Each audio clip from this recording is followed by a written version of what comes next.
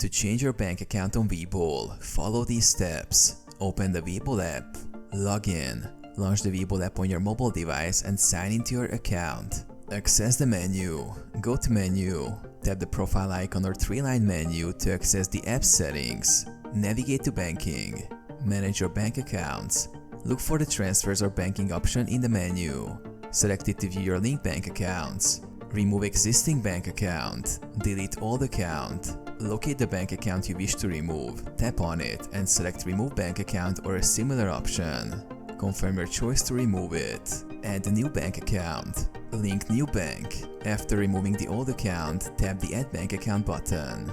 Enter bank details. You will be prompted to connect your new bank account via PLAID, or you can manually enter your routing and account numbers. Verify the new bank account. Verification.